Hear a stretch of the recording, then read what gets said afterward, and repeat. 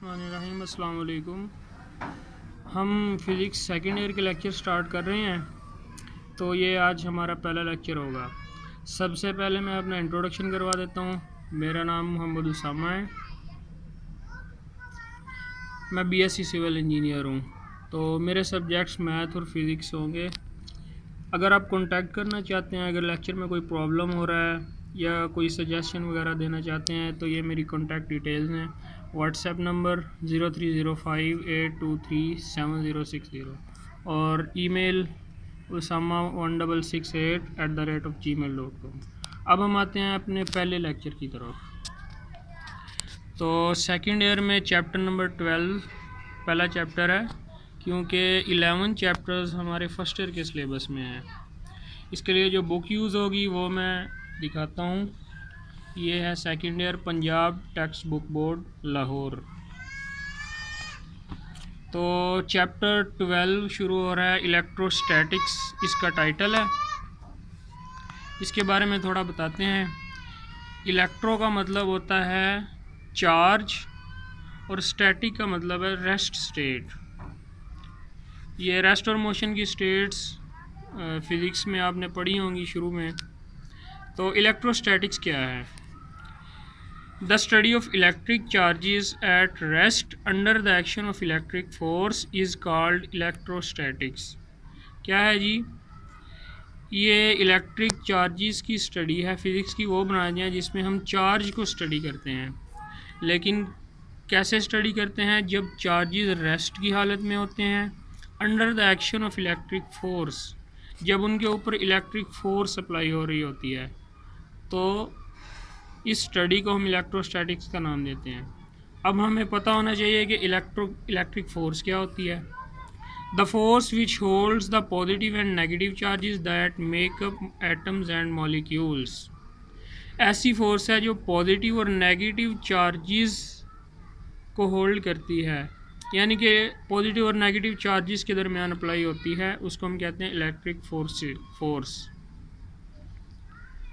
Positive और negative charges क्या होते हैं, इसके बारे में आपको नॉलेज होना चाहिए। ये मिलके एटम्स और मॉलिक्यूल्स बनाते हैं, ठीक है। नेक्स्ट आपकी बुक में एक पॉइंट दिया हुआ है, as an example of charges human body is made up of atoms and molecules. Human body में बहुत सारे एटम्स और मॉलिक्यूल्स मौजूद हैं। So our life is possible due to the electric force. इसका मतलब है जब एटम्स और मॉलिक्यूल मौजूद हैं तो वो चार्जेस से मिलके बने हुए हैं, और चार्जेस को होल्ड करने वाली, आपस में जोड़ने वाली फोर्स क्या है? Electric force.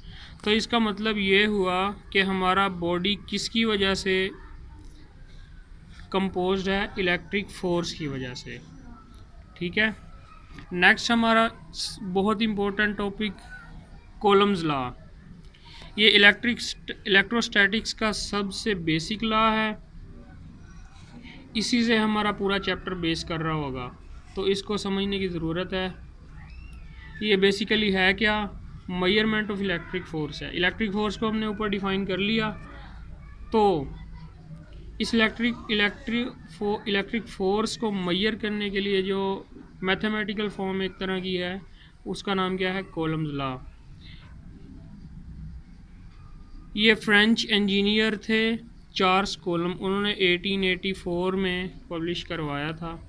ये लॉ क्या कहता है? इसकी स्टेटमेंट सबसे पहले, the electric force between two point charges is directly proportional to the product of magnitude of charges and inversely proportional to the square of the distance between them.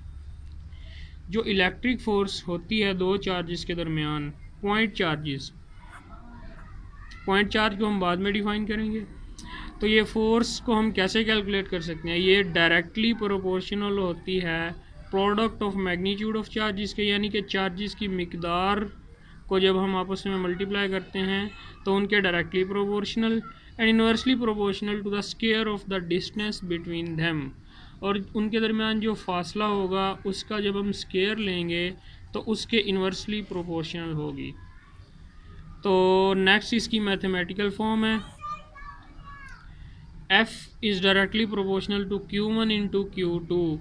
Q1 और Q2 ये point charges हैं, और F electric force है। ये directly proportional है product of magnitude के, और inversely proportional है आर स्केयर के। जबकि आर क्या है जी, ये इन चार्जेस के दरमियान डिस्टेंस है। तो जब हम इन दोनों पॉइंट्स को कंबाइन करेंगे तो ये हमारे पास फॉर्म आती है F is directly proportional to Q1 Q2 over R square. तो जब हम डायरेक्टली या इन्वर्सली प्रोपोर्शनल का निशान ख़त्म करते हैं तो हमें कोई कांस्टेंट लगाना पड़ता है। तो F is equal to directly proportional की जगह पे इक्वल और साथ कांस्टेंट आ जाएगा Q1 Q2 over R square. अब हमने फिगर की सूरत में इसको समझाया हुआ है। दो हमारे पास चार्जेस हैं Q1 एंड Q2, ये दोनों चार्जेस पॉजिटिव हैं। तो अगर दोनों चार्जेस सेम होते हैं तो वो एक दूसरे को अट्रैक्ट करते हैं, और अगर दोनों चार्जेस ऑपोजिट होते हैं, जब दोनों चार्जेस सेम होते हैं तो वो एक दूसरे को रिपेल करते हैं, और अगर अपोजिट होते हैं तो एक दूसरे को अट्रैक्ट करते हैं। तो ये दोनों चार्जेस पॉजिटिव हैं तो फोर्स कौन सी हो जाएगी आपस में, रिपल्शन की। तो ये रिपल्शन का साइन लगा हुआ है एरो का कि ये इसको रिपेल कर रहा है, और ये दोनों फोर्सेस रिपल्शन की हैं। ये डिस्टेंस दोनों के दरमियान आर है। दूसरी एग्जांपल में हमारे पास Q1 पॉजिटिव है और Q2 नेगेटिव है, तो जो फोर्स होगी वो इन दोनों के दरमियान अट्रैक्शन की, और R is the distance between them. अब हमने जो कांस्टेंट लगाया था इक्वेशन में वो क्या है, वो इज़ इक्वल टू होता है 1/4 पाई एप्सिलॉन नॉट, और उसकी value SI system of units में, यानी कि इंटरनेशनल सिस्टम ऑफ यूनिट्स में उन्होंने डिफ़ाइन की हुई है 9 × 10⁹ न्यूटन मीटर स्क्वायर पर कूलम स्क्वायर।